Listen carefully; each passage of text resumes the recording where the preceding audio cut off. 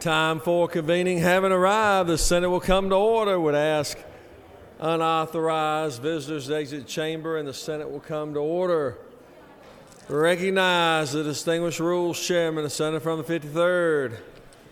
Good morning, Mr. President. Here on the 23rd legislative day, the journal's been read and found to be correct. Thank you, Senator, for your good works on the journal. Is there objection to dispensing with the reading of the journal? A reading of the journal is dispensed with. Is there objection to confirmation of the journal? Chair hears none, and the journal is confirmed. All senators having bills and resolutions introduced, please bring them to the Secretary's desk at this time. First reading in reference of Senate bills and resolutions.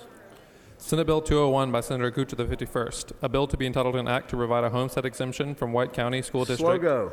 Senate Bill 202 by Senators Unterman of the 45th and others. Health and Human Services. Senate Bill 203 by Senators Ligon of the 3rd and others. A bill to be entitled Education Youth. Senate Resolution 340 by Senators Unterman of the 45th and others. Rules Committee. Senate Resolution 342 by Senator James of the 35th and others. A resolution recognizing and commending the Natural Resources. Senate Resolution 345 by Senators McCoon of the 29th and others. Rules Committee. Senate Resolution 348 by Senators Hill of the 32nd and others. A resolution Rules Committee. Through with the order, Mr. President. First reading in reference of House bills. House Bill 83 by Representatives Knight of the 130th and others. A bill to be entitled an act to amend Article 13 of Chapter 1 of Title 7 of the OCGA. Regulated Industries. House Bill 161 by Representatives Atwood of the 179th Judiciary. and others. House Bill 179 by Representatives Welch of the 110th and others. Insurance and Labor. House Bill 274 by Representative Burns of the 159th and others. A bill to be entitled an act to amend Article 1. Natural Resources. House Bill 312 by Representatives Carson of the 46th and others. A bill to be entitled an act to amend Chapter 13 of Title 33. Insurance and Labor. Through with the order, Mr. President. Clerk will read reports of standing committees. Mr. President, the Senate Urban Affairs Committee has had under consideration the following legislation and has instructed me to report the same back to the Senate with the following recommendation, that Senate Bill 92 do pass. Respectfully submitted, Senator Ramsey of the 43rd, Chairman. Mr. President, the Senate Banking and Financial Institutions Committee has had under consideration the following legislation and has instructed me to report the same back to the Senate with the following recommendation, that Senate Bill 139 sub do pass by committee substitute. Respectfully submitted, Senator Crosby of the 13th, Chairman. Mr. President, the Senate Rules Committee has had under consideration the following legislation and has instructed me to report the same back to the Senate with the following recommendation.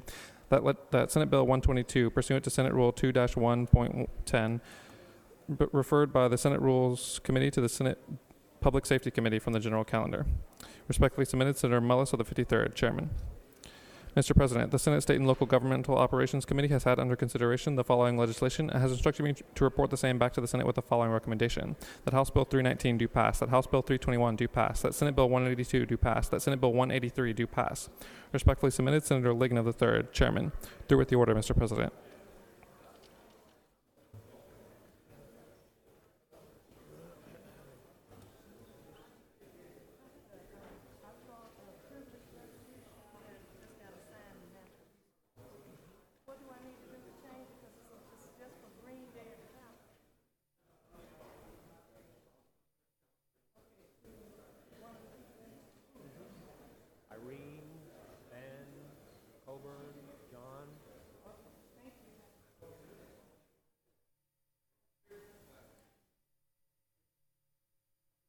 Second readers.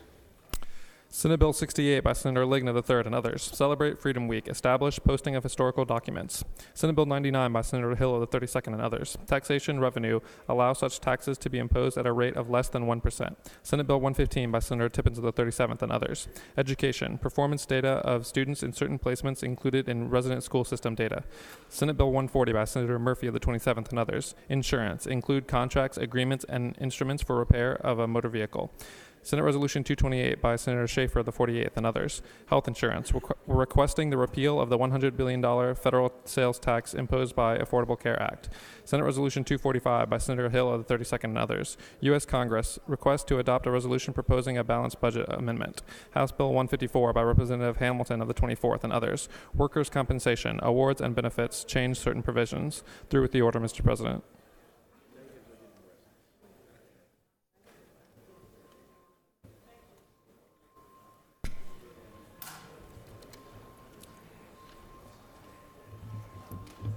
Time for the morning roll call. Time for the morning roll call. Are there any motions to excuse? Motions to excuse. Chair recognizes the distinguished senator from the 56th. Thank you, Mr. President. I ask for unanimous consent to excuse the senator from the 40th for business inside the Capitol. 40th, without objection, the senator will be excused. Chair recognizes the distinguished senator from the 45th. Thank you, Mr. President. I ask for unanimous consent to excuse the senator from the 8th District. 8th, without objection, the senator from the 8th will be excused. Chair recognizes senator from the 34th. Thank you, Mr. President. I ask for unanimous consent to excuse the senator from the 38th. She's en route. 38th, without objection, senator from the 38th will be excused.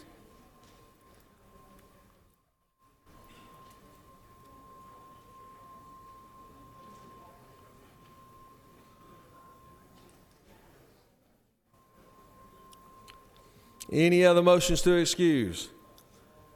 Senators, please signify your presence by voting the yea switch. Secretary will unlock the machine.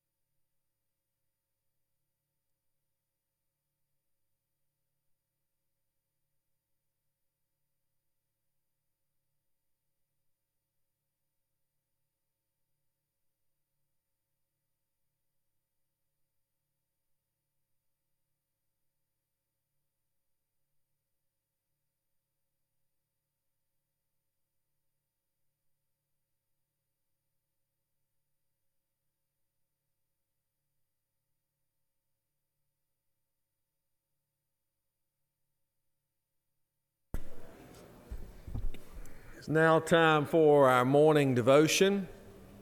Would ask unauthorized visitors to exit the chamber at this time, and the Senate will prepare itself for our morning devotion. Senators wishing to exit, now would be the time. Please take your seats and cease conversation as we prepare for our morning devotion.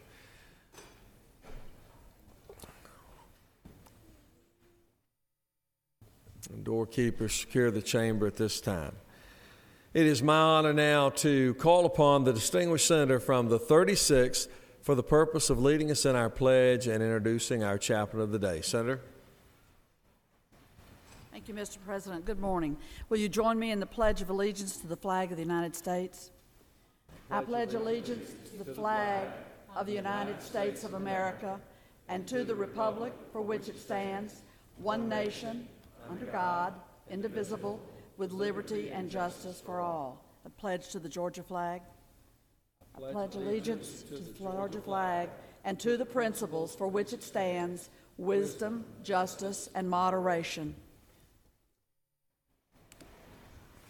Colleagues, I will remind you that today is Clergy Day here under the Gold Dome, and so we are so happy and pleased to welcome an array of pastors from across the city, across the metropolitan area of our state, and across the state. We'll hear more on that as our morning proceeds, but we want to welcome all of them who are joining us today for a full day of activities. I'm so pleased to bring to you my pastor as our chaplain of the day, Reverend Marty Keller, who is a Unitarian Universalist parish and community minister. She has a long list of accomplishments and contributions because she's had 3 careers in her lifetime: a film critic here, as we've just seen the Oscars, a film critic in California, an advocate for women and children on policy issues, and for the past 15 years, she has served congregations here in Georgia, including in the towns of Dahlonega, Ellijay, and has been the pastor since 1996 at my church, the Unitarian Universalist Congregation of Atlanta. After receiving her Master of Divinity from Candler School of Theology at Emory University, she plunged into a life of service with her ministry, and she is currently president of the Unitarian Universalist Women's Federation. Beginning next month, she'll be serving on the board of the Faith Alliance of Metro Atlanta. As a community minister, she served as Director of Transitional Housing for Decatur Cooperative Ministry and led support groups for homeless women there for a number of years. She brought to our congregation wonderful new innovations, always reaching out and connecting the church with the community and spearheading programs that really brought that to life in terms of providing both resources and volunteer help from our congregation to worthy efforts around metropolitan Atlanta. It gives me great pleasure to bring to you today Reverend Marty Keller.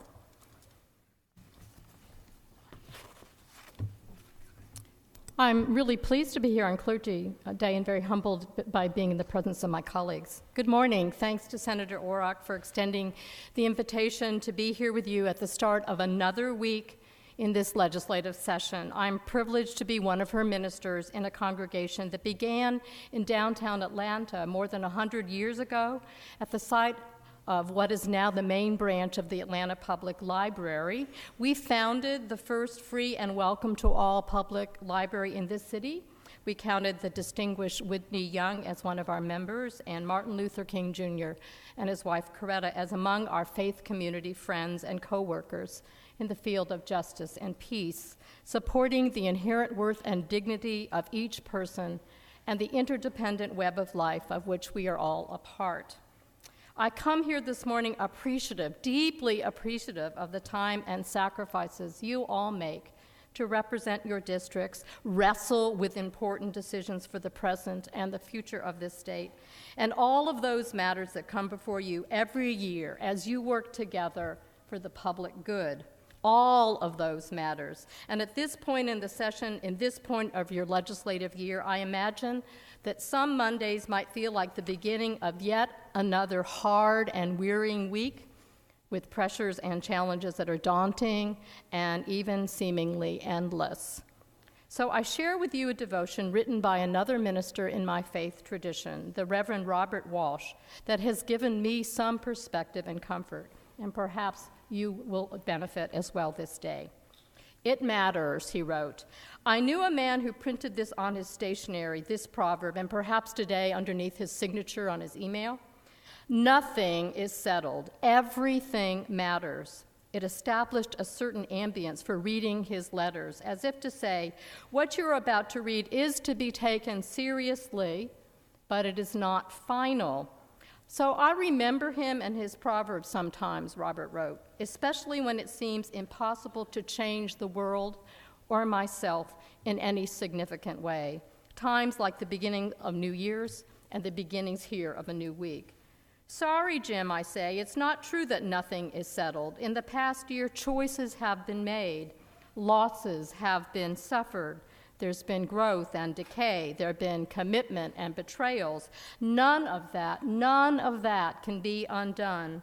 A year ago or a week ago, no one knew that one person would become pregnant, another would get cancer, another lose a job or take a job, another an accident. But now it's all settled.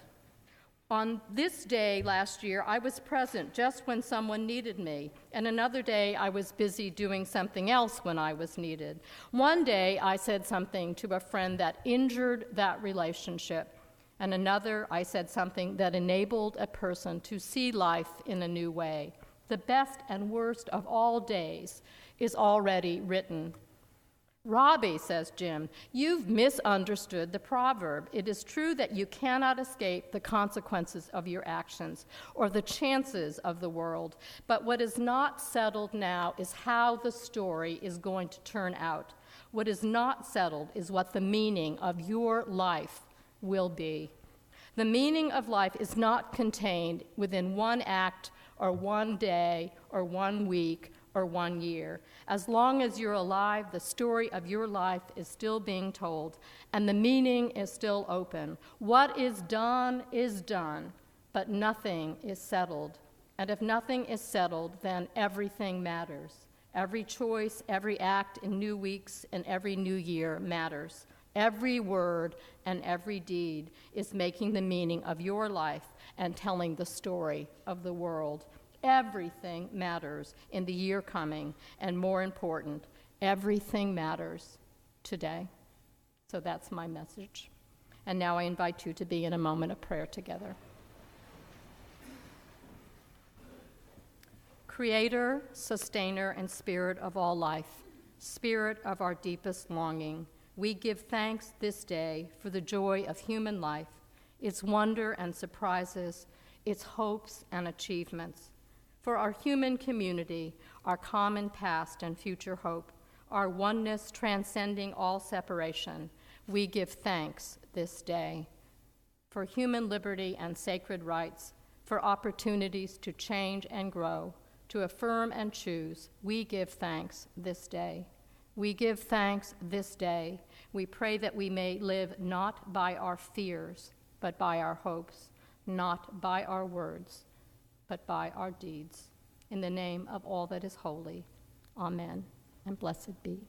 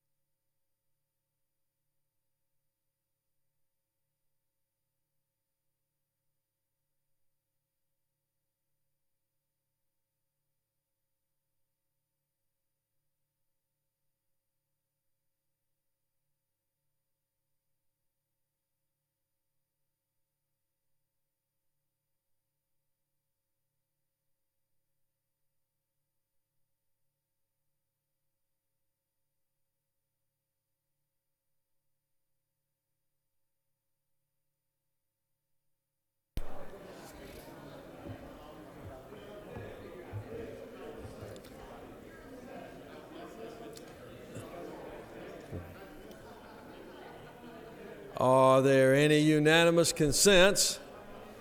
Does any senator wish to rise on a point of personal privilege? Senator from the 39th is recognized.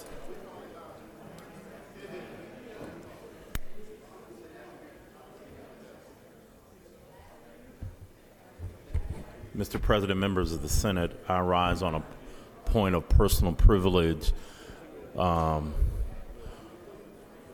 We were a a little bit discouraged last Friday when we read the report of the pending problems, fiscal problems with our technical school system. The governor's office made a statement late Friday. You may have missed it because it was very late in the day, right before the weekend. But the governor's office issued a statement saying that the technical school system was in great fiscal peril, that the resulting impact could be layoffs, closures, furloughs, and accreditation problems. I'll repeat that. Some campuses could even close. That's what we found out late Friday afternoon. For 2014 fiscal year, the governor's office is proposing a $24 million cut in the technical school system. We are at a very critical juncture as far as our technical schools are concerned.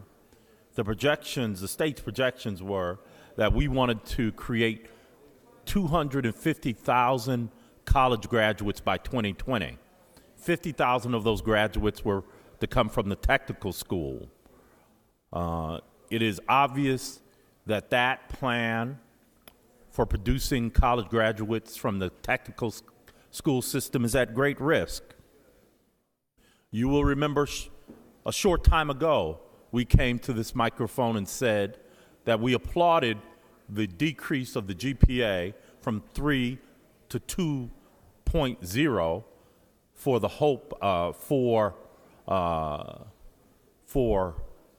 Hope grant recipients. We applauded that. It was the right thing to do, but we said then and we say now it was what? Not enough.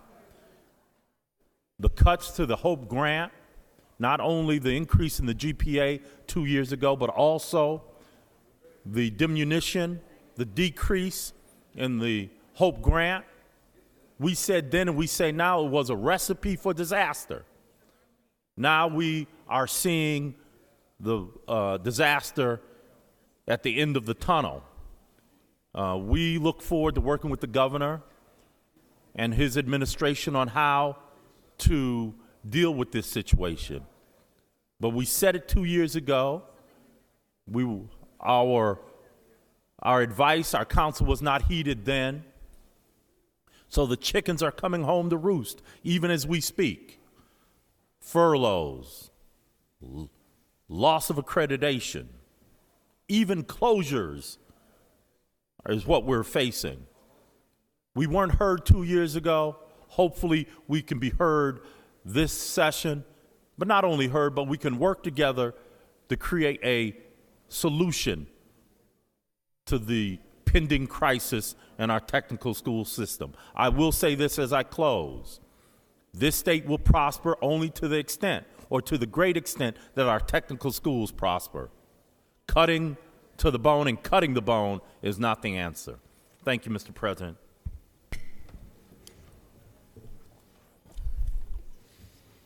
You have a consent calendar for privileged resolutions that are before you. Is there objection to adoption of the resolutions on the consent calendar?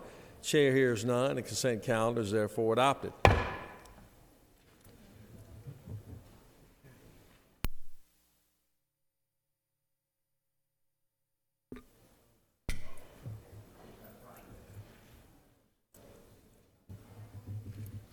Secretary will read a resolution. Senate Resolution 327 by Senator Davis of the 22nd. A resolution commending the contributions of members of the clergy in Georgia and recognizing Monday, February 25th, 2013 as the 12th annual Clergy Day at the Capitol and for other purposes. Whereas the Faith and Clergy Commission was formed on March 1st, 2010 with the stated purpose to express appreciation and gratitude to members of the clergy and faith communities and conduct an annual gathering at the Capitol during the legislative session. And whereas the spiritual leaders of these various faiths provide tremendous comfort, hope, support, and joy to individuals and families as they proceed through life, helping them to find God's direction for the road ahead. And whereas in his letter to the church at Thessalonica, Paul instructed the people to know them who labor among you and are over you in the Lord, to esteem them very highly in love for their work's sake, such wise words having application to all faiths, as it is incumbent upon all of us to acknowledge the great deeds and sacrifices of our ministers, and to express our deepest appreciation for their service. Now, therefore, be it resolved by the Senate that the members of this body commend Georgia's clergy for their community leadership and recognize Monday, February 25th, 2013, as the 12th Annual Clergy Day at the Capitol. Through with the order, Mr. President. Is there objection to adoption of the resolution? Chair hears none, and the resolution is adopted. To speak to the resolution and recognize Clergy Day, I call upon the distinguished senator from the 22nd. Thank you, Mr. President, members of the Senate. I'm delighted to have on this podium with us today members of the faith community. Today is Clergy Day at the state capitol.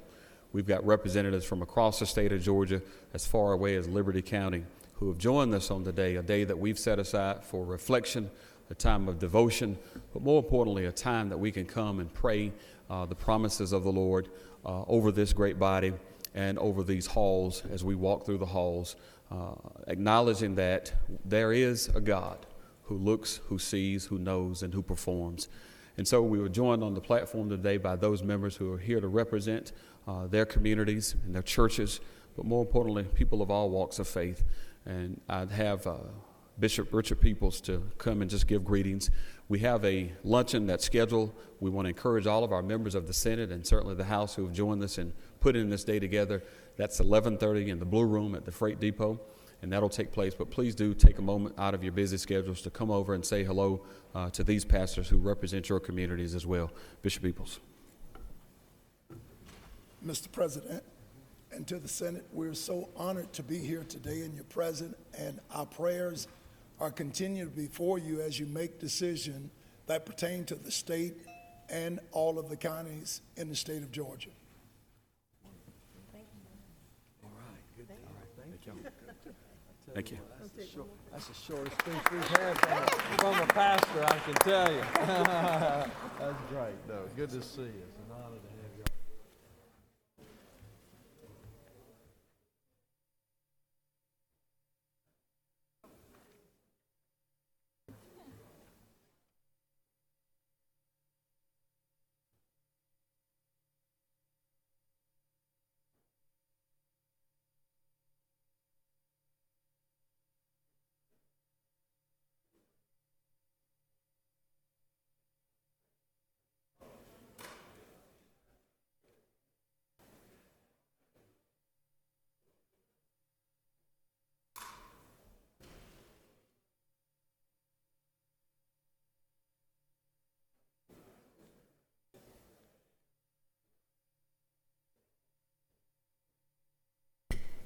Secretary will read a resolution. Oh, no resolution. Thank you. No resolution, I'm sorry. Chair recognizes the distinguished senator from the 12th to recognize some very special platform guests. Thank you. Thank you, Mr. President, and good morning, colleagues. I am privileged and honored and humbled to make the presentation to one of the most honorable women. She thinks this is for her son. This is the only way we could get her here. The most honorable woman that I know. She works tirelessly for her community and has been known to rally others to do the same. And believe you me, she never takes no for an answer.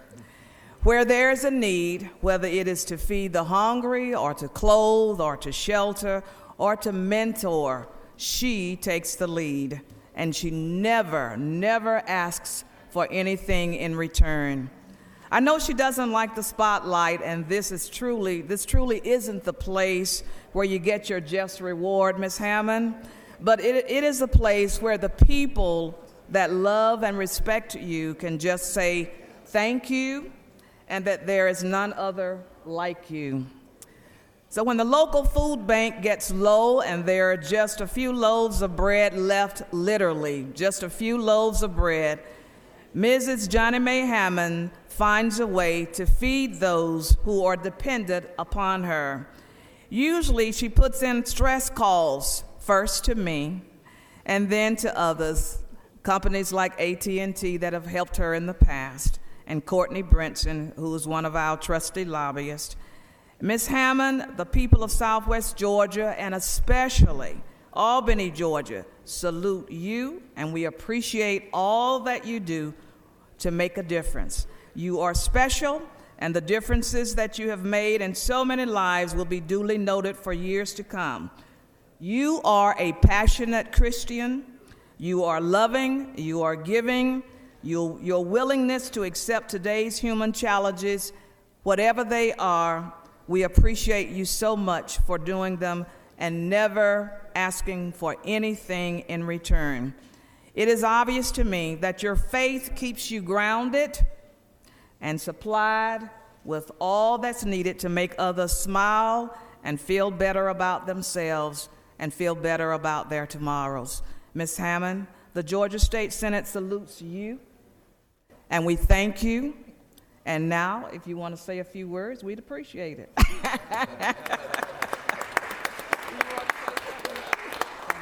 Just a surprise. I know you're surprised. I know. Yeah. Yeah, that was something. You want to say, just say thank you. I just want to say thank you. Reggie. And I taught her son. This is my student from 6th grade. I taught him years ago, and this is his mom. And we've kind of kept up with each other over the years. He's a fine young gentleman who resides here in Atlanta, and we've had a hard time trying to keep this a secret, Miss Hammond, okay? You really did a good job. Thank you. Thank you very much. Great. You're welcome. All right, good. Let's take a picture together. Are there any motions to withdraw or commit? Mr. Secretary, are there any filed objections on the local consent calendar? Mr. President, there are no objections filed in the Secretary's office.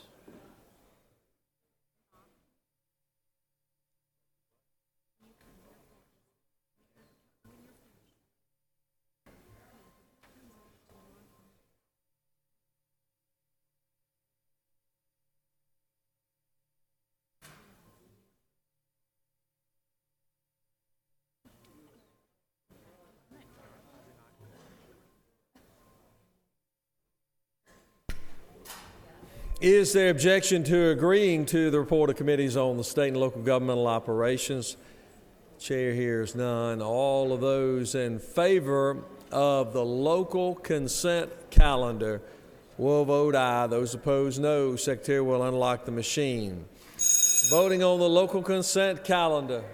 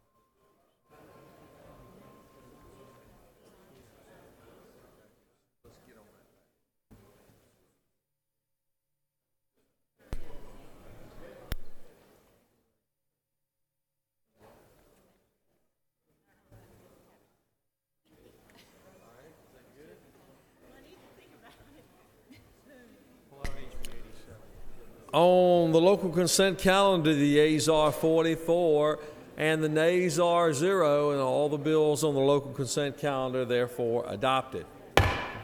Chair recognizes the senator from the 23rd.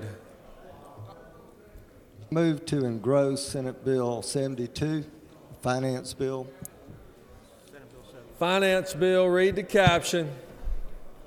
Senate Bill 72 by Senator Stone of the 23rd and others. A bill to be entitled an act to amend Article 2 of Chapter 2 of Title 48 of the OCGA relating to state administrative provisions so as to change certain provisions regarding the rate of interest to be paid for refunds and on past due taxes and for other purposes. The Senate Committee on Finance recommends that this bill do pass. Senator Hill, the 4th Chairman. Through with the order, Mr. President. Is there objection? There is objection by the senator from the 39th. All of those in favor of engrossment of this finance bill, Chair recognizes Senator from the 39th.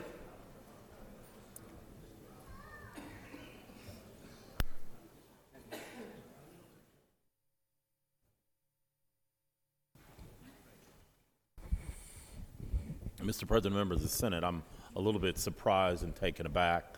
The minority party was not advised, consulted, or otherwise informed that there was a need to engross a bill. I don't know if there was going to be great objection on the part of our side to the bill, but I think it would have been in the spirit of cooperation and bipartisanship to be given to have had extended notice that the majority party was moving to engross the bill. I hope it's not indication of the direction that we're going this legislative session, deviating from a spirit of cooperation and bipartisanship. So I objected to the motion to engross, and will be voting against it.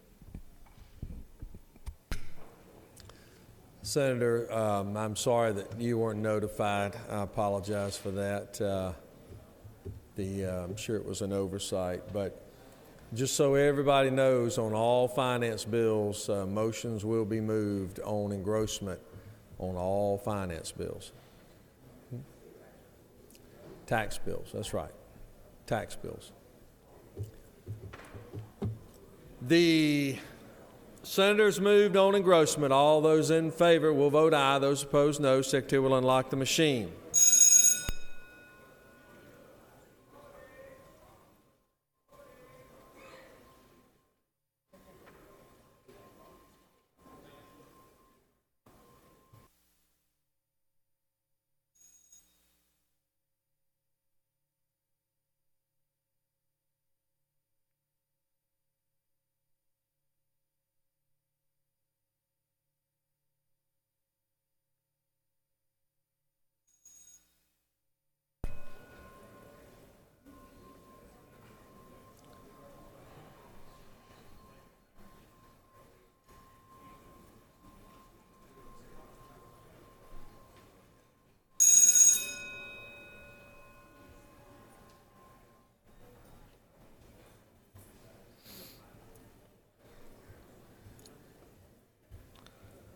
On the motion for engrossment, the yeas are 36, nays are 7, and Senate Bill 72 has been engrossed.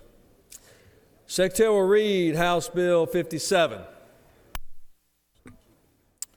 House Bill 57 by Representatives Ramsey of the 72nd and others. A bill to be entitled an act to amend Code Section 16-13-25 of the OCGA relating to Schedule I controlled substances so as to expand the definition of Schedule I controlled substances and for other purposes. The Committee of the Senate on Health and Human Services recommends that this bill do pass. Senator Unterman of the 45th, Chairman. Through with the order, Mr. President. Chair recognizes Senator from the 1st to present the bill.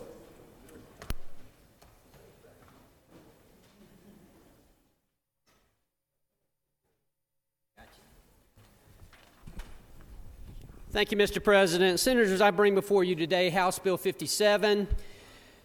This is a bill that will, again, amend Schedule I of Georgia Drugs and Narcotics of our code section. Keep in mind that there are 5 schedules in the drug code, Schedules 1 through 5. Schedule 1, which we are addressing today, is for those drugs that have no medicinal purpose at all, but are for investigational use only. We are amending it again, and I say again because this is the 3rd year in a row that I've been up here, in order to combat the problem that we're having with synthetic marijuana. And yes, I know that last year I told you that we thought we had the solution in that we were going to identify the base compound and that would solve this problem. Unfortunately, it didn't solve this problem. Quite honestly, we are being out-chemistryed, if you will, by some of these bad guys. But our resolve is good, and we are not going to give up. We are going to continue. We have identified some more base compounds, and we are again adding them to the code section here. We've also identified some individual compounds, and we are adding them to the schedule as well. Mr. President, if there are no questions, I'll yield the will. No questions, Senator. Thank you, Mr. President. Does any other senator wish to speak for or against the bill? Is there objection to agree in a Porter Committee which favor pass the bill? Chair hears none. Porter Committee is agreed to.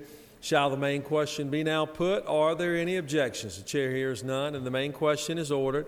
Shall this bill now pass? The question is on the pass of the bill. All those in favor of the bill will vote aye. Those opposed, no, and the Secretary will unlock the machine.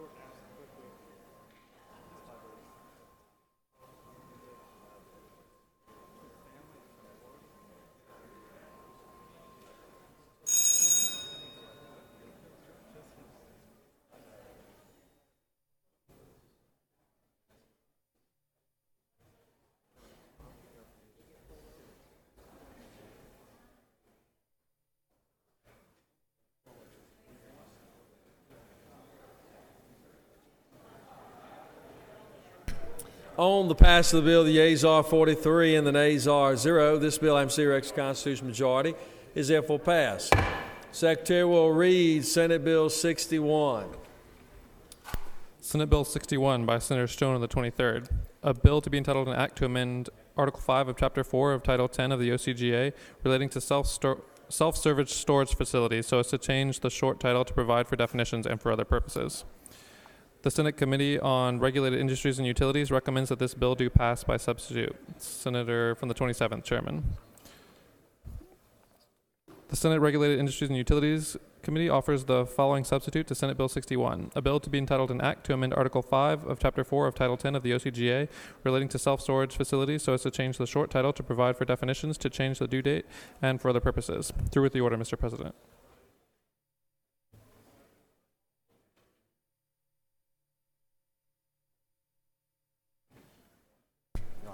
He's not here today. But, yeah. Chair recognizes the distinguished senator from the 23rd to present the bill.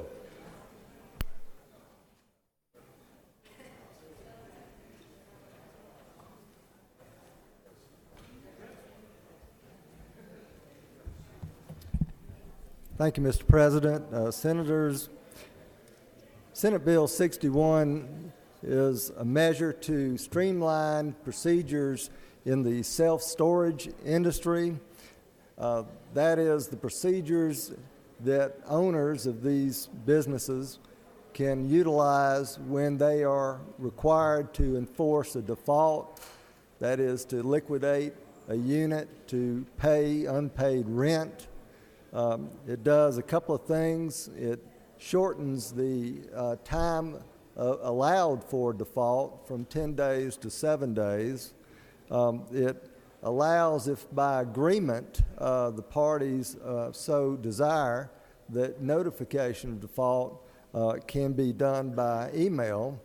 It provides, if there is a non-automated response to that email, that further notification measures be taken.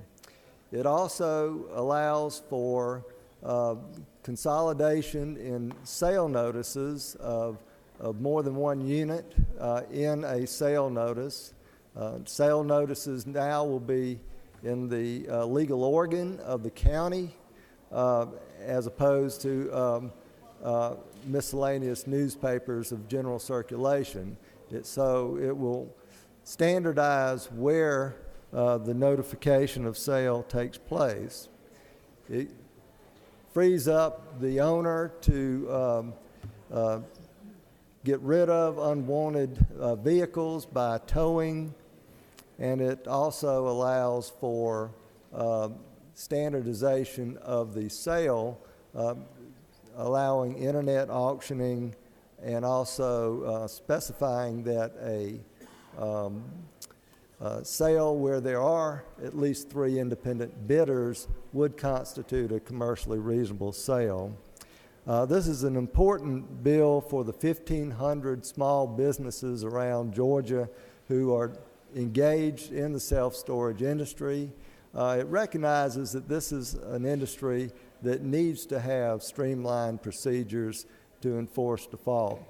Defaults only occur in about 1% of the contracts on self-storage units, but still when they do, it is incumbent upon the owner to take the proper steps to liquidate the default.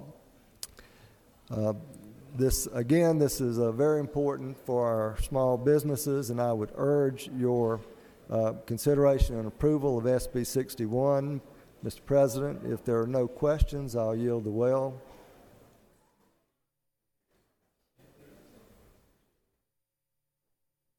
You do have a question, Senator. Senator from the 33rd is recognized for a question. Senator Yale. Yes. Mr. Chairman, if you would you go over the default timing? You're cutting it from 10 to 7 days. That's correct. This is something that the industry around the country has recognized is a fair balance. Actually, in many states it's 5 days, but essentially what it prevents from happening is 2 things. One, the owner of the unit ending up with a higher amount of unpaid rent, that is essentially giving a third of a month to in which a defaulted renter is still not paying. And it also will bring us into the same type of model legislation that our surrounding states of Florida, Alabama, Tennessee have adopted.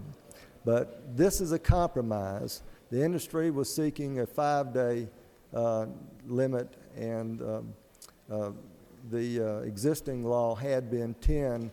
We believe that 7 days strikes the proper balance. Further you? Would you further you? Yes. And I apologize to you. I haven't had time to read the substitute or the bill. Explain to me what constitutes default under this measure. Default is simply non-payment of rent. Further you? Yes. And you're saying with 10 days in a self-storage unit, if you're 10 days late paying a monthly payment, then you are in default, and they can go into the time period they're required to sell your property.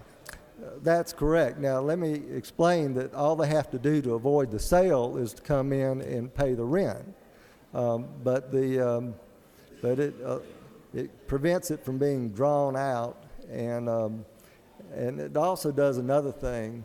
The only leverage that a unit owner has is the goods that are stored there, and if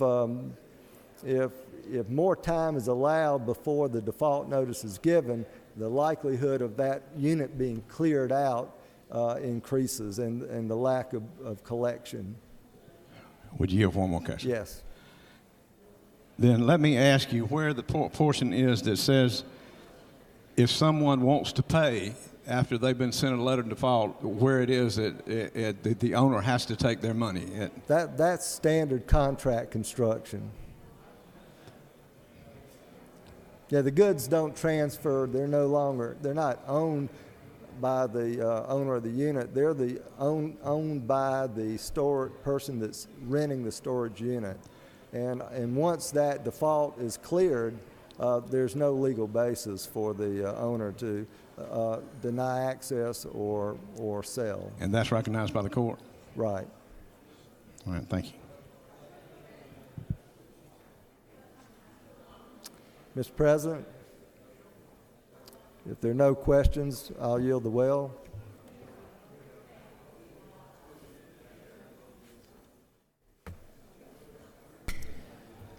No further questions, Senator. Thank you. Chair recognizes Senator 33rd. Speak to the bill. Thank you, Mr. President, ladies and gentlemen of the Senate. This may not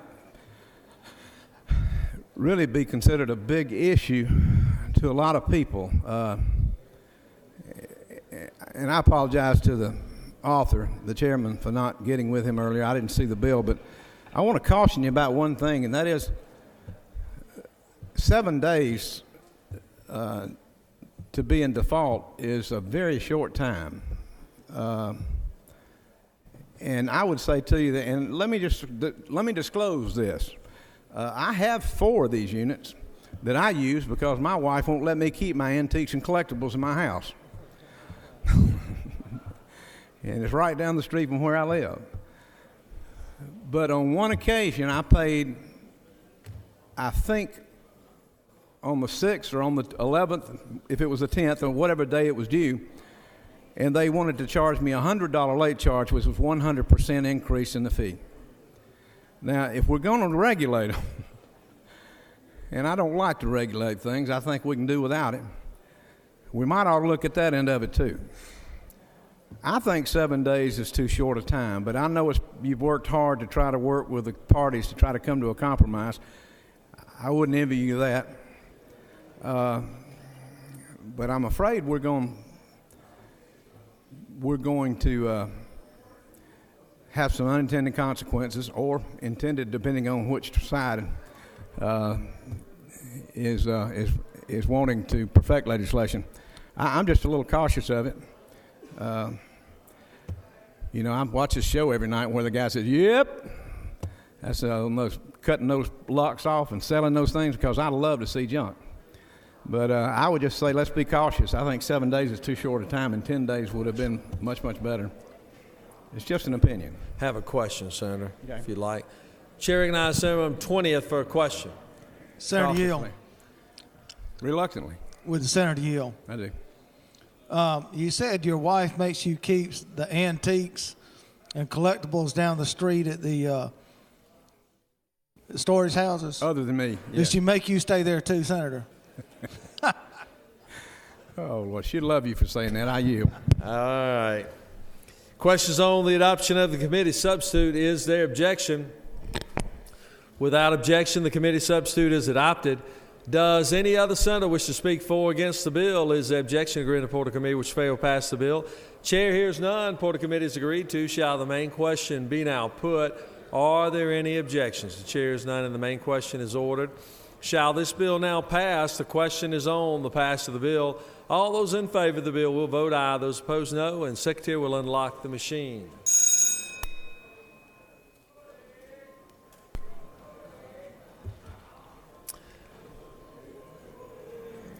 Would ask the Senate to join me in wishing the senator from the 29th and the senator from the 51st a very happy birthday today, all right?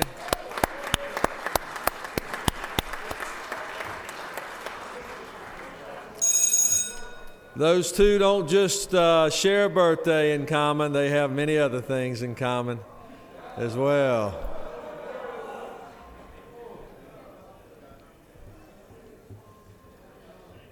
They love ethics. They love ethics.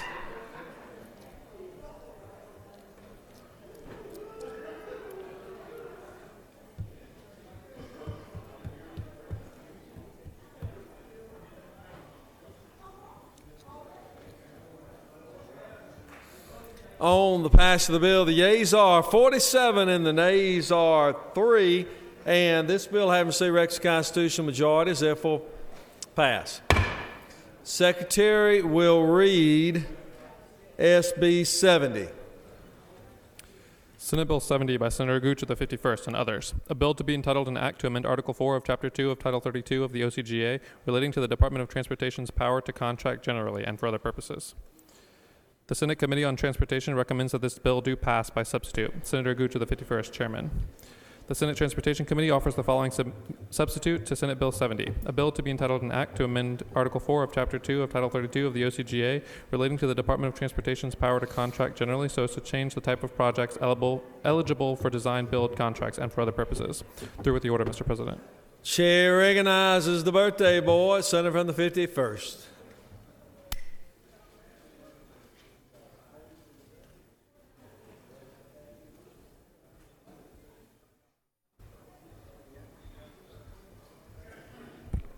Thank you, Mr. President. And it is a pleasure to be here on my birthday, and I do share a few things in common with the senator from the 29th, but the biggest difference today is he's wearing his Gucci shoes, and I'm wearing my Kohan shoes. So that's right. Senate Bill 70 is a DOT bill. This bill is coming to us at the request of the DOT. It will enable the DOT to produce better projects quicker and less expensive. It opens up the concept of design build and expands it to allow best value instead of just low bid.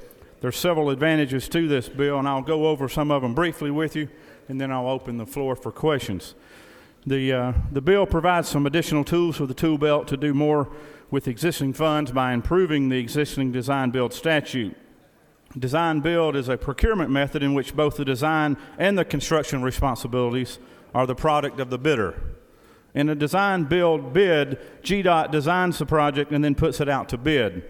Both design bid build and design build are important methods to deliver projects in the state, but design build allows us to incorporate private sector innovations, and it is being used more and more nationally. In fact, out of 44 states with the design build statutes, only Georgia, Indiana, and Pennsylvania do not allow for best value. Best value design build allows you to score bids on both price and innovation, a key aspect for when you're transferring the responsibility for the design to the private sector. Mr. President, I will yield the floor for questions if there are any. Chair recognizes Senator from the 22nd for a question. Thank you, Mr. President. The Senator yield. Yes, sir. Senator, I appreciate you bringing this measure before us. I've got a couple of questions. One, is there a definition for technology deployment? No, sir. That could be a range of different things pertaining to tolling. You see a lot of ramp meters now where you see all the fiber optics lines being buried up along right-of-ways on especially interstate highways. So that technology term is used broadly because of the future innovation that we expect in the coming years. Does the Senator further yield? Yes, sir, I will. Senator, I'm looking here in, again, Section 1, trying to locate a definition, likewise, of best value. Can you explain or show me where we begin describing what best value is as opposed to low bid? Yes, sir. In best value, you'll typically, let me first say that the DOT will have to produce the regulations and the criteria for the bidding before these bids are accepted. Once the proposals go out, then the DOT will look through all the proposals, and there will be a weighting scale on price. Price will still be a major component of the decision on who gets the award. Best value, however, comes when other alternative methods are being utilized. For example, one bidder may use concrete versus another bidder using asphalt. The life cost analysis of the concrete may outweigh the asphalt, but it may cost a little more. So the price of the project may be in excess of the contractor using asphalt, but the life of the concrete could last 10 or 15 or 20 years longer, therefore creating a better value for that particular project, especially on roads and bridges where there's interchanges and off-ramps being proposed. Does the Senator further yield? Yes, sir. Senator, in your explanation of best value, one of the concerns that this legislature has had, this body has had, is our ability to deliver projects on time and under budget. By taking the best value approach, which in many instances may not necessarily result in lowest price, are we putting our appropriations process and or our ability to deliver projects, are we putting that in jeopardy now because of an uncertainty associated with what the ultimate cost of a project might be? No, sir. I think totally in reverse. I think the best value could ultimately be a bigger savings to the taxpayer because of the fact that they'll build them faster, they'll build them cheaper because of technology that are being implemented into the processes. So if the DOT puts out a traditional bid package under a traditional design, bid, and build, then we don't take into consideration a lot of the alternative technologies that are now available in the private market. So by having these private contractors come to the table and offer these alternative methods, we can actually save millions of dollars by using some of those methods that we haven't used in the past. So we've seen other states implement this. In fact, 3 other state agencies already offer this method in Georgia. And we're seeing significant savings not only in time and money, but also in new technologies and abilities to get things done in a smarter way. As a senator, further yield. Yes, sir. In your explanation, Senator, are you suggesting that we're currently not using private bidders to deliver on transportation projects? No, so we're using design build methods today, but not with the best value in consideration. We're only using the low bid process. We're not eliminating the low bid process. The DOT will continue to use those on smaller projects where it makes sense, but we will allow the DOT to open this up to allow for best value opportunities. So the board will regulate these proposals, and the committees will go through them, and we'll get a report every year. The Department of Transportation will provide a report to the governor's office, lieutenant governor, and the House Speaker, and also to the chairpersons of the transportation committees in both chambers. Yes, sir. Chair recognizes Senator from the 32nd for a question. Will the senator yield? Yes, sir. Isn't it true that your bill actually provides a lot more flexibility to the Department of Transportation doesn't require them to use this model, but gives them the tool to do so when it's best for the people of the state? That's correct, Senator. We also contain the 50% cap that's already in state law. That'll remain at 50% as well. Senator, isn't it also true that sometimes the low bid does not actually result in the lowest price because of a number of change orders due to a variety of factors? One may be that you have to redesign because the first design was created so long ago and technology and other factors have impacted it, so that this would allow us to have that cost savings and truly achieve the lowest price for the people of the state and the fastest return on the getting the projects executed? Very true. Thank you, Senator. All right, thank you.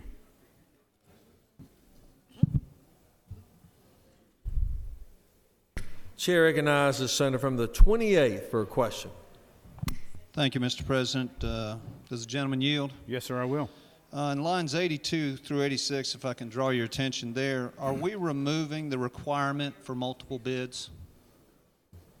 No, sir. What it simply does is it's intended to keep a proposer from killing a procurement method. If you only have 3 proposals submitted, one of the proposers clearly isn't going to get the award, the contract. He could resign from the proposal at this time, and it would kill the entire procurement process. You'd have to start all over, and that costs thousands and thousands of dollars for the DOT. So the DOT will continue to have total control over the process. If they don't get significant bids and sufficient bids, and if the bids don't come in under their proposed budgets, then they can simply rebid those at that time. But it does give the authority to the DOT staff and the board to do that and make that decision. Thank you. Chair recognizes Senator from 53rd. Thank you, Mr. President. Senator Yield. Yes, I will. Isn't it true by some of the questions, especially the senator from the 32nd, and with the long-range plans of DOT or any project, that having the best value in this bill would probably be at the end the lowest price in the long run, because best value is prominent in this bid package? That's true, Senator. As you know from your past experience as Chairman of Transportation, and it's also important to note that there was a task force that studied this over the last year and a half, and both the senators from the 53rd and the 32nd were very involved in this process, along with the public sector and the private sector, and they spent many hours debating over these issues and came up with what we think is a good bill. Chair recognizes Senator from 33rd. Do you wish to question? You're recognized this time. Thank you, Mr. President. Chairman Yield. I will. Isn't it true, I think I can refer to this under the rules in committee, works in committee, that isn't it true that I had asked about the state auditor possibly going over these things each year on an annual basis in addition to the chairs of the House and Senate? Is that not true? Yes, sir, you did. And isn't it true that part of my rationale, because I'm going to vote for this bill, and because I believe, just as the former chairman said a minute ago, that we have to be flexible and to progress. But isn't it true that when much courtesy is given, great responsibility is given too? And isn't it true that to leave it upon just the chairs of the House and Senate, isn't it true that we might not be doing them a service if we don't have someone to audit it occasionally? Because isn't it true they would be criticized very heavily, not even due to their own actions, possibly? That's a good question or statement. The report will come to us yearly, just as I have in front of me today. I have a list of all the design build projects throughout the state that have been used in the last 2 years. Since we haven't started the best value program, we'll wait to see if and when those projects are released. But I believe there's adequate oversight through the Department of Revenue and the auditors and the Board of Transportation Board that we all appoint, and they're accountable to us. But I believe that with the due diligence of the transportation committees in the House and the Senate going forward, we'll be asking questions on these issues, and we'll be looking at those projects a little closer. You for one last question. Yes, sir. Well, isn't it true that all of us won't be getting that report? It's available to us. That's correct. But all of us won't be sent it automatically. Isn't it true that I would ask you just to keep an open mind about some way of audit the procedures? I like the people over there very much, the leadership now. But isn't it true that I'm asking you to keep an open mind about the audit possibilities and maybe to have some safeguard? Yes, sir. I believe transparency is a good thing and openness is important for all of us. Thank you. Thank you. I'll yield the well. Questions on the adoption of committee substitute. Is there objection? Without objection, committee substitute is adopted. Does any other senator wish to speak for or against the bill? Is there objection? Agree on the report of committee which fail pass the bill. Chair hears none. Report of committee is agreed to. Shall the main question be now put? Are there any objections? Chair hears none. Main question is ordered. Shall this bill now pass? Question on the pass of the bill. All those in favor of the bill vote aye. Those opposed no. Secretary, unlock the machine.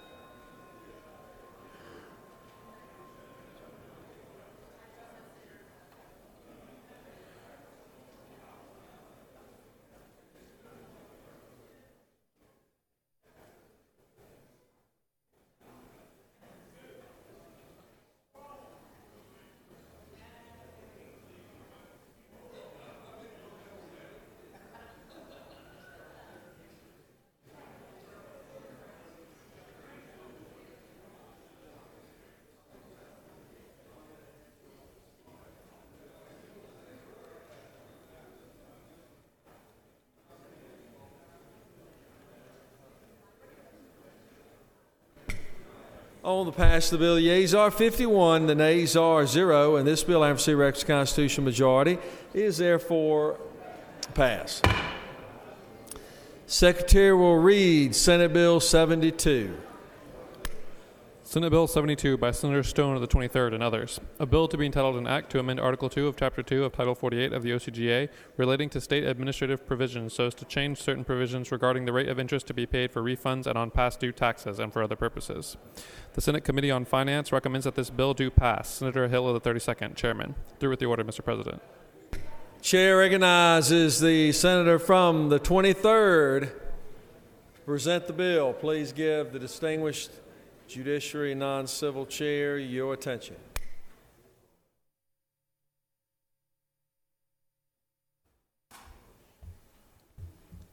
Thank you, Mr. President. Senators, what this bill does is address the interest rate that we set in the Georgia Code for certain types of obligations. We set interest rates for judgments, for what's owed on past due child support, for what's due on delinquent taxes. For many years, all three of these judgments were the same. They were all set at 12%. In recent years, we've adjusted down the judgment rate interest to reflect the general decline in interest rates. We've done the same thing with the interest rate on back child support. We brought it from 12% to 7%, just to reflect the realities of the market. But the interest rate on delinquent taxes has stayed at 12%. And what that has done is to make it all the more difficult for distressed businesses to repay their obligations to the state. With this bill, we will provide some measure of hope that businesses who have come through this long recession will be able to turn around and reorganize and pay back their obligations. At the same time, the bill lowers the rate to 7% on what's paid on refunds. This will bring in line, make it neutral, uniform across the board for both the state when it's paying and the state when it's collecting. Mr. President, if there are no questions, I'll yield the well. There are no questions, Senator. Thank you. Does any other senator wish to speak for or against the bill? Is there objection? Agree in the Report of Committee which favor pass the bill? Chair hears none. Report of Committee is agreed to. Shall the main question be now put? Are there any objections? The chair hears none and the main question is ordered. Shall this bill now pass? The question is on the pass of the bill. All those in favor of the bill vote aye. Those opposed no. Secretary will unlock the machine.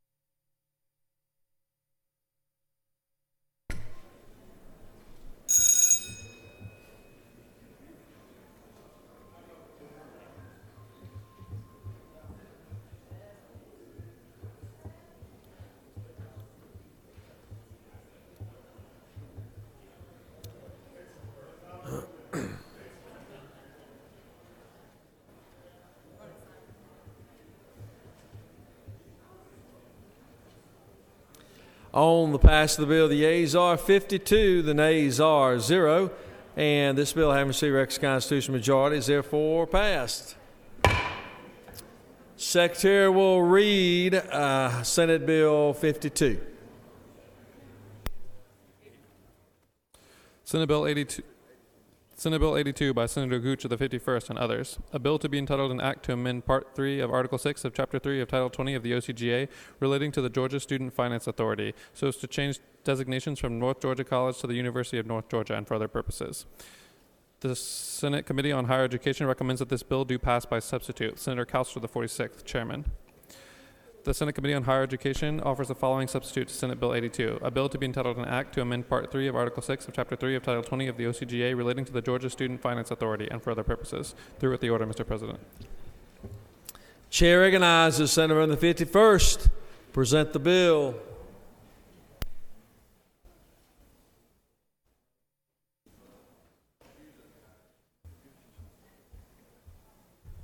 Thank you, Mr. President.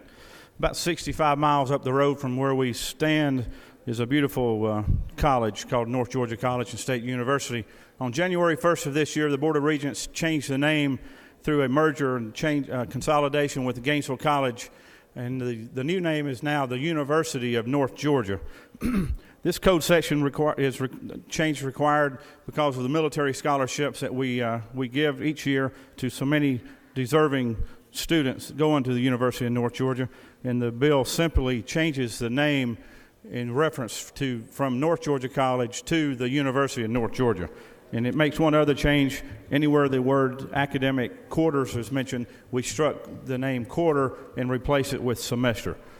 I believe those are all the changes in the bill, and I will yield for any questions, Mr. President.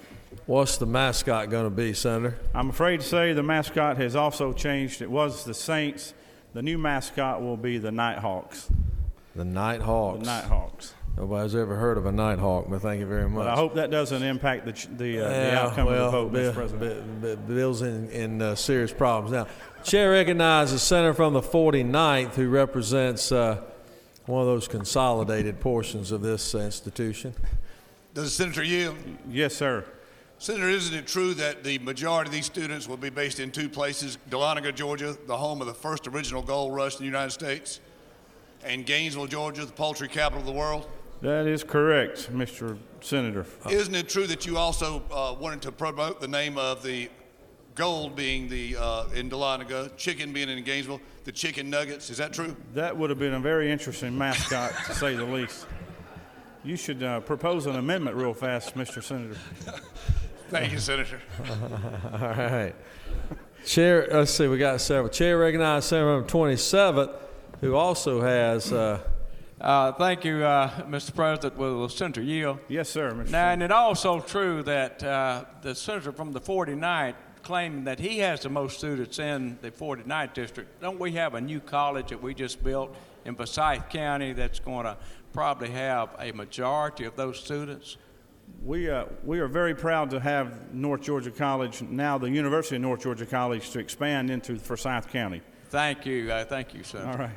Okay, I don't know why, but we got a lot of interest on this bill all of a sudden. Senator from the 56th is recognized. Thank you, Mr. President. Will the senator yield? Yes, sir. Senator, isn't it true that University of North Georgia's cadet program will be one of only 6 senior military colleges in the entire United States of America? You're correct, Mr. Senator. It's the #1 military program in the country. Senator, will you further yield? Yes, sir. Isn't it also true that we have had more generals graduate from there than most of the other military academies? Yes, sir. We're fortunate to have very good leadership graduate from the University of North Georgia and go into the military. Thanks, Senator. Chair recognizes Senator from the 34th. Thank you. Will the senator yield? Yes, ma'am. Senator, how many military colleges are there in Georgia? You know, I don't know of any other senior military colleges in Georgia. I think there are some 2-year programs in the state. Will the senator further yield? Yes, I will. Is that why we're naming it the Premier? Yes, ma'am. Right. North Georgia College was already designated as the military college of Georgia, the #1 premier military college of Georgia. Thank you. Chair recognizes Senator 22nd for a question. Thank you, Mr. President. Senator, I appreciate you bringing this measure before us again. I think I told you that in committee meeting. What designates a university as a military college? Well, without, or in this case, senior military college. I'm not sure if I have the legal definition of that down pat or not, but there is a contract with the Department of Defense. The military department has a very large presence on campus. They have created hundreds, literally thousands of commissioned officers each year to go into the Army and other armed forces of the military. So I do not know the legal criteria that's on code section of the OCGA, but I'm not sure if that answers your question. Does the senator further yield? Yes, sir. If I have a ROTC program at my university, does that make it a military college? It could. We are a member of ROTC program, of course, but we're recognized throughout the nation as the premier leading ROTC school. Chair recognizes Senator 49th again. Thank you, Mr. President. The senator yield. Yes, sir. Senator, isn't it true that North Georgia College, being the premier military school in the state of Georgia, means that it's a 4-year degree specializing in military service, and that there are more active generals and colonels in the United States Army and in reserve that are graduates from North Georgia College than any other school in the state? You're very, very accurate, Mr. Senator. Thank you, sir. No further questions, Senator. Thank you, sir. Questions on the adoption of the committee substitute. Is there objection? Without objection, committee substitute is adopted. Does any other senator wish to speak for or against the bill? Is there objection to agreeing to Porter Committee which fail to pass the bill? Chairs none. Porter Committee is agreed to. Shall the main question be now put? Are there any objections? The chair is none and the main question is ordered. Shall this bill now pass? The question is on the pass of the bill. All those in favor of the bill will vote aye. Those opposed, no. Secretary will unlock the machine.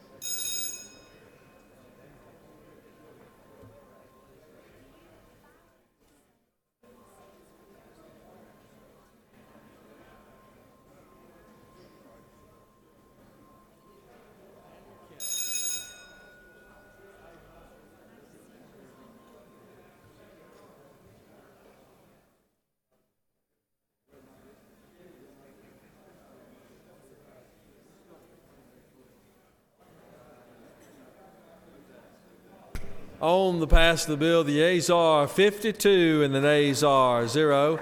And this bill, having received requisite constitutional majority, is therefore passed. Secretary will read a resolution. We have some special guests we would like to recognize at this time. Senate Resolution 212 by Senators Hill of the 4th and Stone of the 23rd. A resolution recognizing and commending the Emmanuel County Institute High School football team on their 2012 GHSA State 1A State Championship and for other purposes. Whereas through perseverance and iron determination, the Emmanuel County Institute High School football team won the 2012 GHSA State or Class 1A State Championship 47-7 against the Dooley County Bobcats. And whereas the phenomenal performance of the team is a clear indication of the outstanding athletic ability, the dedication and hard work, and the unity of purpose and spirit of each member of the team, their superb offense and defensive talents, and the astute direction of head coach Chris Kierson, offensive coordinator Dwayne Tabor, offensive line coach Chad Harper, wide receivers coach Heath Simmons, running backs coach Cedric Johnson, defensive backs coach Ollie Clark, quarterbacks coach Brooks Collins, safeties coach John Hodges, defensive ends coach Adam Robertson, and athletic trainer Kristen Quinn. Now, therefore, be it resolved by the Senate that the members of this body commend the Emmanuel County Institute High School football team on their 2012 GHSA State Championship and wish each player great success in their future careers. Through with the order, Mr. President. Is there objection to adoption of the resolution? The chair hears none, and the resolution is adopted. To speak to the resolution, it's my honor to call upon the Distinguished Appropriations Chair, Senator from the 4th, and then the Senator from the 23rd. Thank you, Mr. President. Emmanuel County Institute Bulldogs are one of the, I guess, outstanding football dynasties of the last 10 years or so. This is the third state championship that they have won. They had a 13-1 record this year. Some 23 players made all-region, and they won the state championship by a squeaker score of 47-7 over Dooley County. So this is an outstanding program. What I remember about the school, though, is that the owner of a restaurant where they stopped, the previous all-state team stopped, told the principal, said, you know, I'll welcome this group to eat in my restaurant any time. They're the most well-behaved young men that we'd seen anywhere. And I think you'll find that to be true of this school and this county, is that they're great believers in public education, and they work hard to have not only good football teams but good athletes and good people as well. Let me recognize some of the folks here on the podium, and then I'm going to turn over the Senator from 22nd, and he's going to recognize some of the players who are up in the balcony as well. Today we've got Principal Barry Joyner. Okay. We've got Superintendent of Schools, Ms. Irma Jenkins. We've got Coach Chris Kearson. The offensive captain, Caleb Pressey, who's going to go to Georgia Southern and play a little baseball, he tells me. The defensive captain, Tijuan Daughtry, who's talking to Albany State this weekend, he says, so maybe you might see him again. This is a great day for this school. Class A football is alive and well in Georgia, and you won't see any better football than you will down in our neck of the woods. So I'm going to hand this over to the Senator from 23rd, and he's going to continue to recognize this team and recognize the players in the balcony as well. Senator? Thank you, Senator. I'm not going to repeat everything that the Senator said, but I just want to express how proud I am of the school, Emmanuel County Institute, and all the Bulldogs that hail from there. Would you please stand up if you're in the gallery?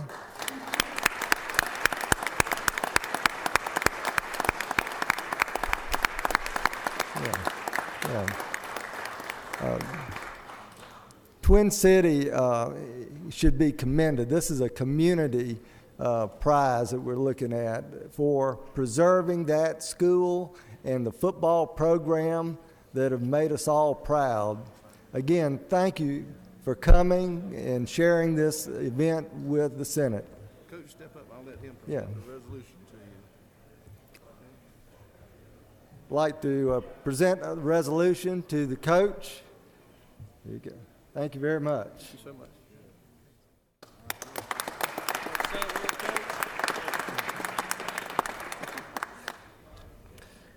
On behalf of our community, our administration, teachers and staff, our players and coaches, I'd like to thank you for this opportunity. We strive to not only represent our school on the field, but we also do it off, and I would hope that as you see us compete, that you would be honored by all that we do. Just thank you so much.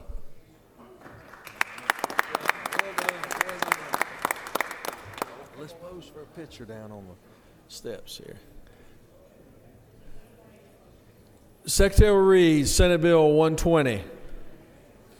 Senate Bill 120 by Senator Crosby of the 13th and others. A bill to be entitled an act to amend Chapter 9 of Title 15 of the OCGA relating to probate courts so as to provide for prosecuting attorneys in probate courts in counties where there is no state court and for other purposes. The Senate Committee on Judiciary Non-Civil recommends that this bill do pass by substitute. Senator Stone of the 23rd, Chairman. The Judiciary Non-Civil Committee offers the following substitute to Senate Bill 120. A bill to be entitled an act to amend Chapter 9 of Title 15 of the OCGA relating to probate courts so as to provide for prosecuting attorneys in probate courts in counties where there is no state court, to provide for the appointment, compensation, oath of office, duties, and authority of such prosecuting attorneys, and for other purposes. Through with the order, Mr. President.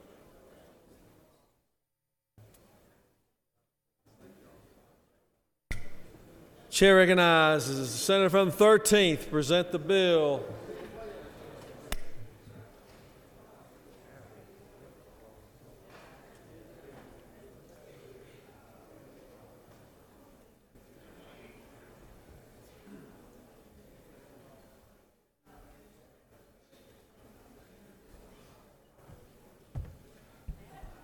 Thank you, Mr. President. Distinguished members of the Senate, I would like to also offer my congratulations to this fine football team for winning the state championship. Dooley County is in my district, and I tell you, they had a pretty good team. And so we applaud both teams and wish them continued success. I'll take just a minute or two and ask that you vote in favor of this SB 120. Give you just a little bit of history. Of course, we know there are 159 counties in the state, and in each county there is a probate court. And there are 70 counties in the state that have state court. And if you have a state court in a county, then you hear the traffic cases as well as other various state violations. So if you don't have a state court, it's incumbent upon the probate judges in all of these probate courts to hear these many hundreds of traffic cases.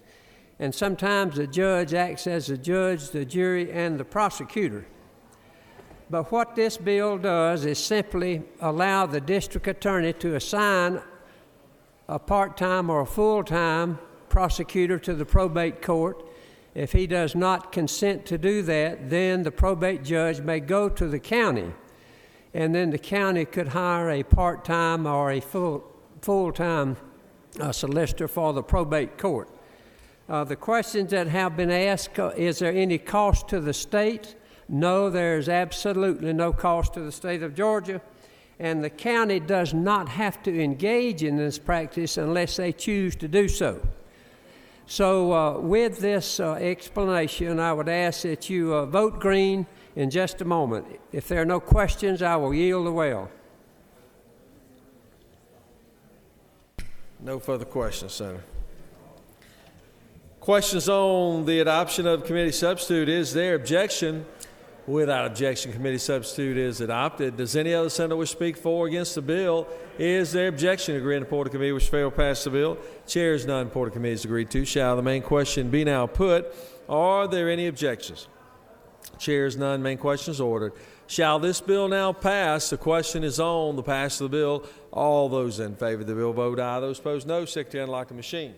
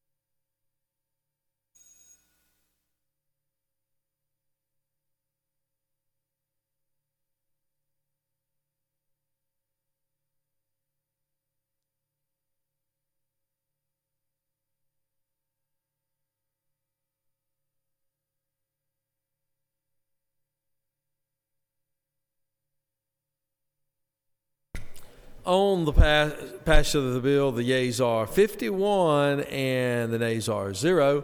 And this bill, having received records constitutional majority, is therefore passed. Secretary will read SB 125. Senate Bill 125 by Senator Stone of the 23rd and others. A bill to be entitled an act to amend Article 1 of Chapter 3 of Title 51 of the OCGA relating to general provisions regarding the liability of owners and occupiers of land so as to codify the duty of a possessor of land to a trespasser against harm and for other purposes. The Senate Committee on Judiciary recommends that this bill do pass by substitute. Senator McCoon of the 29th, Chairman. The Senate Judiciary Committee offers the following substitute to Senate Bill 125. A bill to be entitled an act to amend Article 1 of Chapter 3 of Title 51 of the OCGA relating to general provisions regarding the liability of owners and occupiers of land and for other purposes. Through with the order, Mr. President. Chair recognizes Senator of the 23rd to present the bill. Please give the Senator your attention.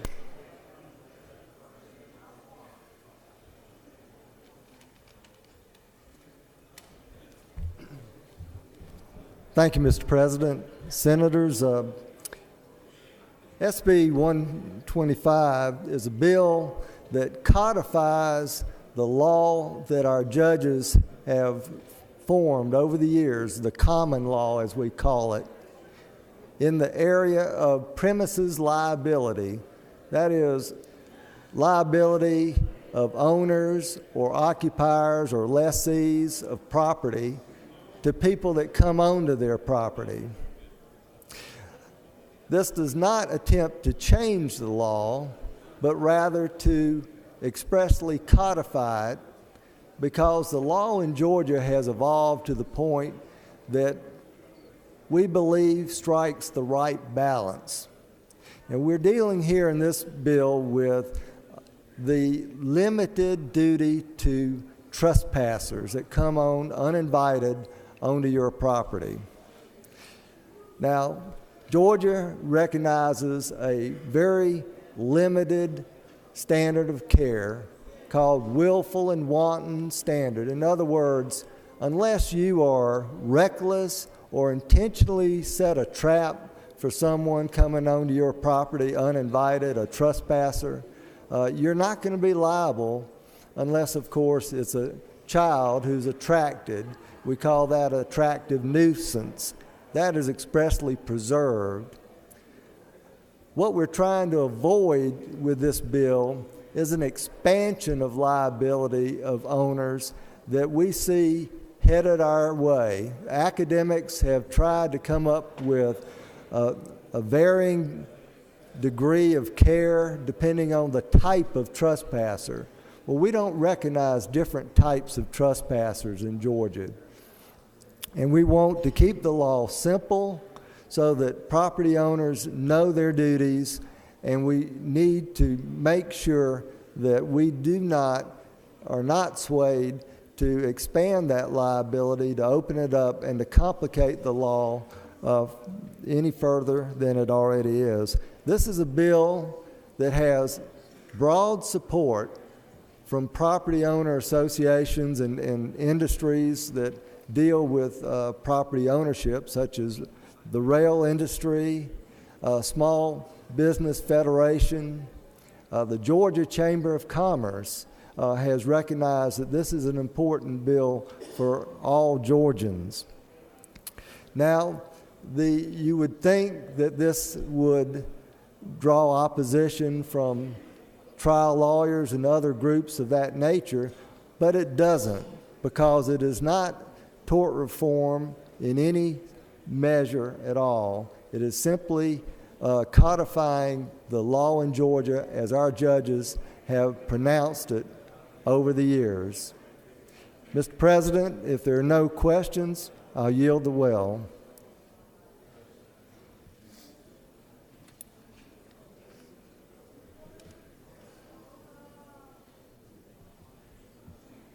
No questions, Senator.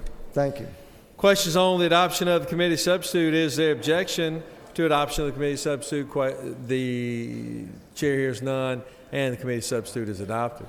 Does any other senator wish to speak for or against the bill? Is there objection agreed? Report of committee which favor pass the bill. Chair hears none. Report of committee is agreed to. Shall the main question be now put?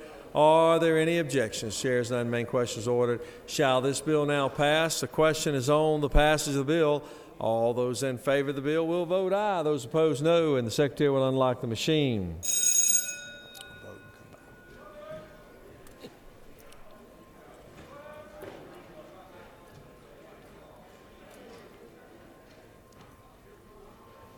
Okay.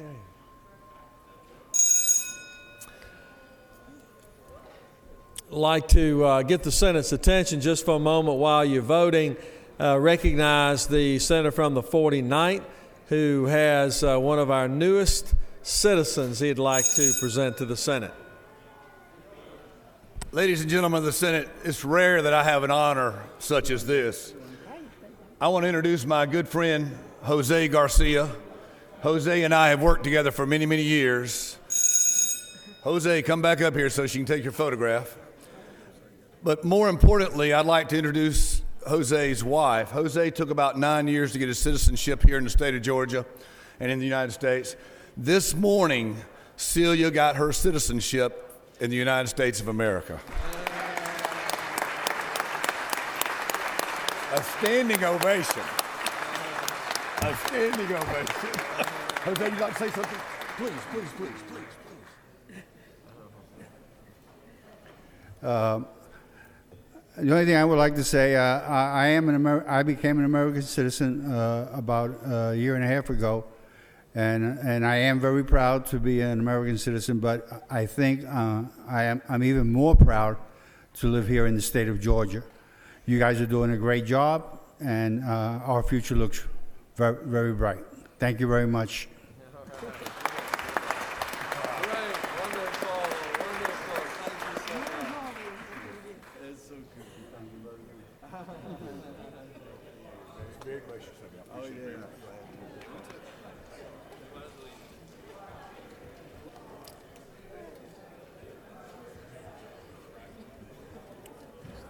On the passage of the bill, the yeas are 51, the nays are 0.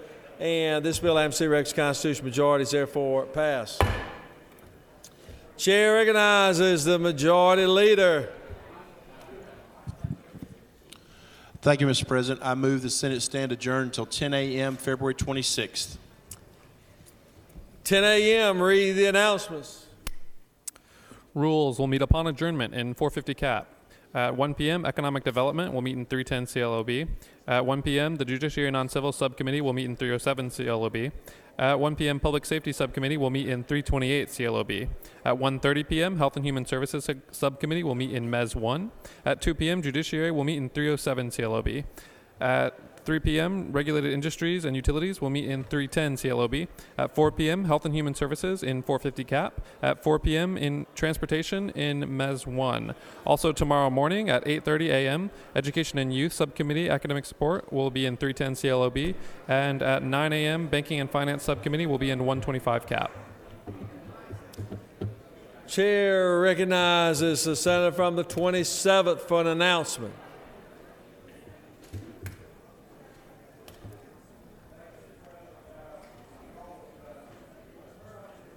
Hearing aids, or turn them down, or whatever you choose, but whatever they are giving free hearing testing. The Audio Academy is giving free hearing testing down in room 103, so you can go down there and get your hearing checked, so you can come back and hear all this legislation in the coming days. Thank you. All right.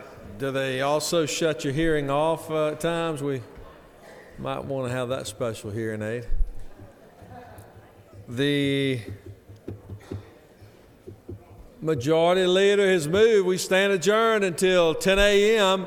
All of those in favor will say aye. All those opposed, no. Ayes clearly have it. We stand adjourned.